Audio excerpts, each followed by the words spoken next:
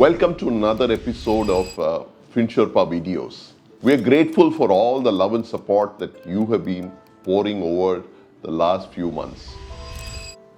Gen Zs are usually described as people born in the years between 1996 and 2012. Gen Zs are people who came into this world as digital natives. They are kids, they are youngsters today, and they are young adults who are taking their next big step towards their own life journey, career journey, and so on and so forth. In this, they are also looking at financials. KPMG in its report says by 2025, we'll have 970 million people in this bucket of Gen Z who will have both internet and smartphone. That's a phenomenal amount of people. Now it's important for us to understand how Gen Zs think and work. My son, daughter included, they are not paper people. So they prefer everything in the digital form. It has to be in phone or in the laptop. No paper, no signing forms, none of those old age tricks. Second, they don't want assets. They don't want properties. They don't want villas. They surely want to experience the life in a villa for a couple of days. That's it. So they treasure experiences more than they treasure assets. As compared to the generation that I belong to, where assets were more important. We came from a more, for the lack of a better word, I would use a deprived background, a scarcity background. Whereas today the Gen Z comes from an abundant background. They don't have issues with a lot of things. So their thinking is very differently structured. And nothing wrong with that. Absolutely. But as professionals, as investment advisors, or as investment professionals, we need to look at how they are very different from the rest of the people. I found 6 traits that differentiate Gen Zs. First, in anything they do, they want it to be quick, simple, and intuitive. If I take 5 minutes to explain a concept to them, I've lost them after 30 seconds. So if there is no message I can reach them in 30 seconds, then the message is already lost. So it needs to be simple, it needs to be intuitive, it needs to be to the point, and that's it. It needs to fill the gap in their understanding of stuff rather than trying to explain everything in detail.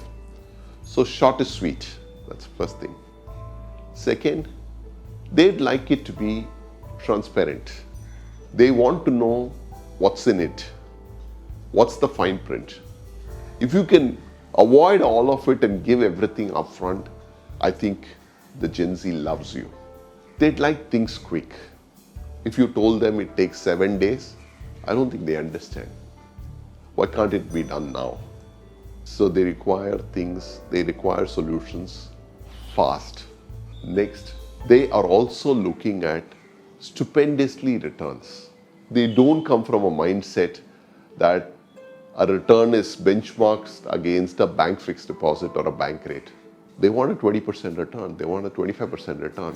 I don't care what the bank charges. I never considered a bank. And in many cases, the bank is nothing but the phone for them. If you told some of the Gen Z that there's actually a bank with a building and people living in it, he'd be surprised because he thinks that the bank is in his phone. So they never benchmark, and bank for them is a parking space for money. It comes and goes. It's not a place considered for investment in itself. They come from a very different mindset. Next, their way of servicing or customization is entirely electronic based. You can't expect them to walk into your office to be serviced. You cannot expect them to wait to be serviced. If they have a problem, they will raise it on Twitter, kind of tagging you. You have to understand that one needs to go fulfill that. You have to be socially, electronically, digitally ready to serve this group of people. But they're a large population. Next, their goals are different from our goals. When I started my career, The first thing was to start a family, buy a car, buy a house, a lot of that. I don't think the Gen Zs are generally going to follow this route. That's what I perceive when I speak to many of them. For them, the car comes before the marriage. Marriage may or may not come, and a home, definitely not. But travel, yes. See new places, yes. Exotic experiences, absolutely yes. But all of these require funding. So the way to help a millennial is to help them financially plan for some of these experiences rather than trying to give them something that they don't desire. Last but not the least, to help them create a fun experience. They don't believe money or investing needs to be a serious affair. It can be a fun thing. So it's up to us to create an experience that is much more easier and much more fun in doing than what we have been used to in the past. This, I believe, is what the Gen Z is looking at. And I'm sure some of the apps are already fulfilling it, but we at Finsherpa also will be looking keenly at this in the future in terms of empowering the Gen Z with the financial acumen to make sure that they can create their wealth for whatever they desire in life.